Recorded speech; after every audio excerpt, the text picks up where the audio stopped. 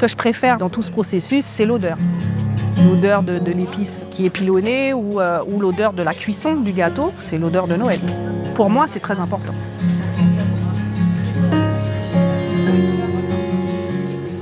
Au-delà du plaisir, c'est presque une mission. Et aussi loin que je me souvienne, on a toujours fait le pont en famille.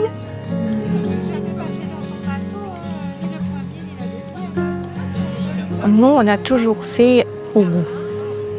Avant, ils n'avaient pas de balance pour mesurer le sucre, ci et ça. Ils ont toujours fait ça comme ça et nous, on a continué. Il n'y a pas de recette écrite, ça se transmet un petit peu à l'oral. Il faut faire, en fait. Alors ensemble, aujourd'hui, on a fait le pont de Noël, le pudding à patates. Il manque des choses, non? Chaque personne a son nom, mais nous, on l'appelle le pont.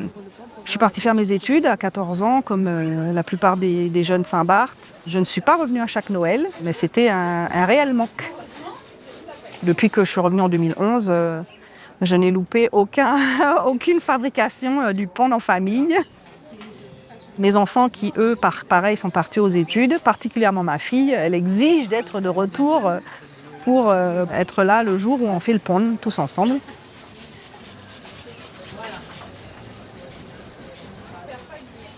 Nous, on fait ça ensemble dans la famille, 2 générations, 3 générations même. Et puis, tout le monde met un petit peu la main à la pâte, hein, pour préparer, grager les patates, comme on dit en créole, l'igname, le giromont et malaxer tout ça. J'ai appris en regardant ma grand-mère. Il n'y a pas rien écrit sur du papier, on pèse rien, c'est tout au goût, au feeling. Mais les recettes, ça change de famille en famille. La patate reste l'ingrédient principal. Et les patates, c'était fouillé dans le jardin la veille. Tout était local.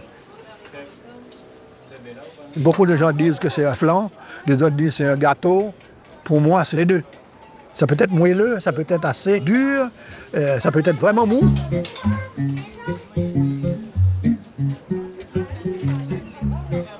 Tout le monde vient, tout le monde amène sa râpe, sa grage, comme on dit. Tout le monde emmène son couteau ou son économe, son épluche légumes.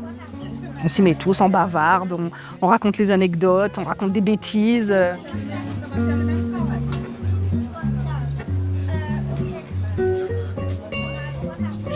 Et là, mon rôle cette année, pas grand-chose, puisque tous les petits avaient pris toutes les râpes. Donc, à part distribuer les patates aux uns et aux autres, j'ai épluché un peu les patates. Mais sinon, J'aime bien quand on est tous ensemble et qu'on les râpe et tout, et qu'on discute, on rigole avec la musique. Moi, plus tard, j'aimerais pouvoir les éplucher et pouvoir râper comme avec la râpe de Roméo.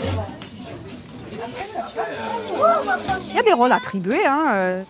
C'était mon grand-père qui grageait. Ensuite, c'est devenu le rôle d'un de mes oncles, tonton Jean-René, qui n'est plus parmi nous aujourd'hui. Et donc, c'est son fils qui a pris le relais, Roméo. Et puis, les tatis et maman qui vont goûter, adapter, assaisonner, voilà, au fur et à mesure. Et puis, il y a le malaxage, et puis l'ajout de sucre, beaucoup de sucre, et des épices, beaucoup d'épices. Il y a la cannelle, le clou de girofle. Nous, on met un petit truc américain qui s'appelle allspice.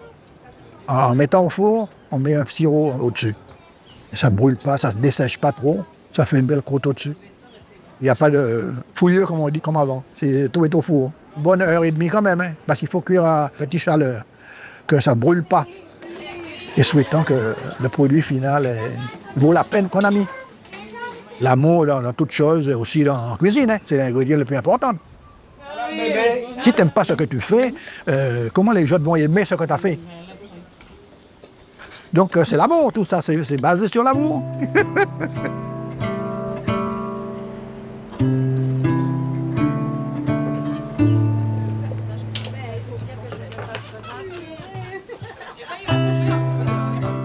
Je suis très famille, donc les traditions, j'y tiens. Ça fait vivre ma grand-mère et mes grands-parents et ceux qui sont partis avant moi. Ça les fait vivre aussi à travers nous. Alors, je vais veiller grand-maman moins feuille, maman Clémentine, je vais laisser faire, je vais aider un petit peu Mais après, il est décédé, donc nous veut faire perdurer la tradition et aller chercher saveur-là que nous apprenons avec lui, que nous pourrons trouver dans les commerces. Faire les bouleaux, c'est garder l'esprit de Noël. C'était le dessert de Noël des anciens. Ils le faisaient la veille de Noël pour l'avoir le matin au petit déjeuner. C'était leur Noël.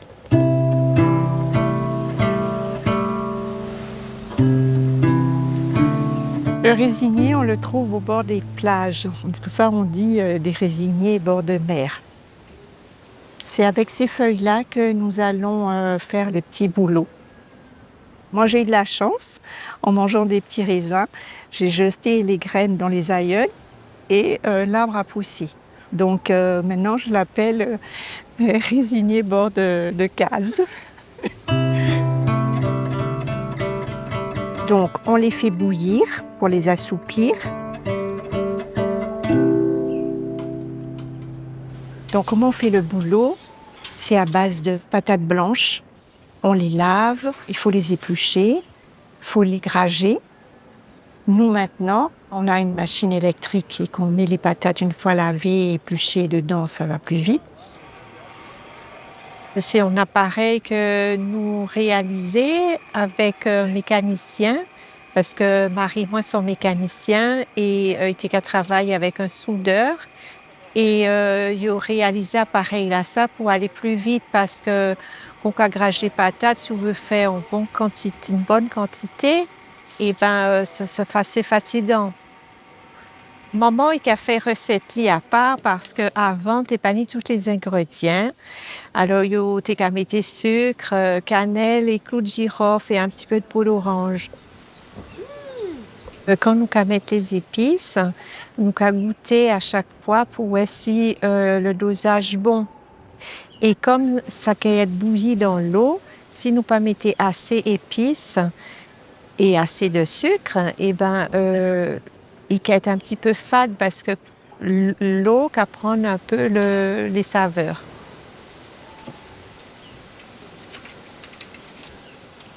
On met notre pâte dans ces deux feuilles de raisin superposées, on les attache bien et on les fait bouillir un certain temps pour les cuire.